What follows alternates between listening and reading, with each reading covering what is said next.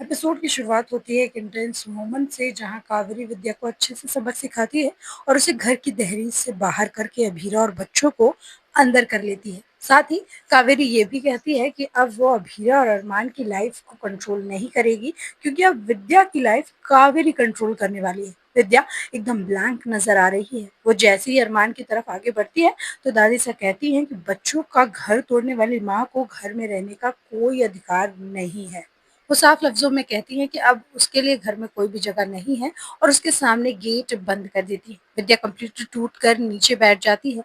ये बातें मायरा के लिए भी एक बहुत बड़ा शौक है और वो वहां से जाने लगती है कि तभी गेट खुलता है और अरमान विद्या की तरफ हाथ आगे बढ़ाता है। दादी साहब उसे मना करती हैं तो अभीरा उसे रोक देती है। अरमान उसे घर के अंदर लेकर आता है और माधव उसे कहता है कि वो विद्या की सच्चाई जानते हुए भी ऐसा कर रहा है। तो भी विद्या कहती है कि अरमान जानता है कि वो उसके और मायरा के प्यार के लिए ऐसा कर रही थी और अरमान विद्या को सही मानता है। विद्या इमोशनल होती है और अरमान को गले लगाती है तो अरमान उसे हटा देता है और कहता है कि इसके बाद शायद ही ये मौका उसे फिर कभी मिले, और ये भी साफ कर देता है कि आज से विद्या उसके लिए एक अजनबी है और उसका और अरमान का कोई भी रिश्ता नहीं है। विद्या कहती है कि जब उससे सबने मुंह फेर लिया तो उसने उसे अंदर लाया, तो अरमान कहता है कि उसकी सजा है। जिस छत के नीचे वो आज तक माँ बेटा बनकर रह रहे थे, अब वो अजनबी बनकर रहेंगे। विद्या अरमान को से बहुत गिड़गिड़ाती है कि वो उसका बेटा है, तो अरमान विद्या से एकदम कोल्ड बिहेवियर दिखाता है। विद्या पूरी तरह से निराश है, लेकिन सब वहां से चले जाते हैं और जब काजल अभीरा से माफी मांगने के लिए आगे बढ़ती है तो वो भी वहां से चली जाती है। काजल विद्या को संभालती है तो विद्या अरमान को समझाने के लिए कहती है, लेकिन वो मना कर देती है कि अब वो झूठ नहीं बोलेगी और इस बार उन दोनों की ही गलती है। विद्या कहती है कि उन लोगों ने जो भी किया वो सब उनके बच्चों के लिए किया। तभी काजल कहती है कि उनकी वजह से अभीरा, अरमान और माया तीनों की जिंदगियां बर्बाद हो गई। लेकिन विद्या के दिमाग में अभी भी अभीरा को लेकर काफी नफरत भरी हुई है और उसे भला बुरा भी वो कहती है।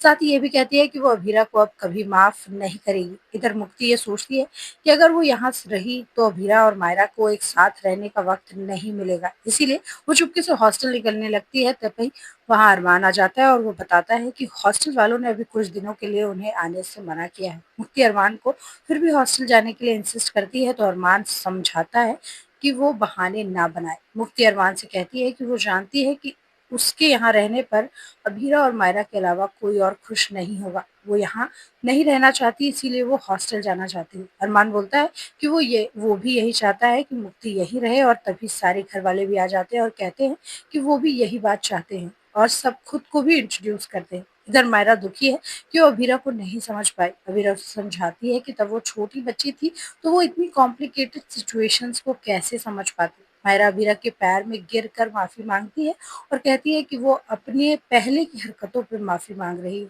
वो अपने आप को कोसती है कि वो कैसे अपनी ही माँ के साथ ऐसा कर सकती थी और कैसे वो अभीरा से ही इतनी नफरत कर सकती थी। तो अब क्या अरमान और अभीरा फिर से एक हो पाएंगे?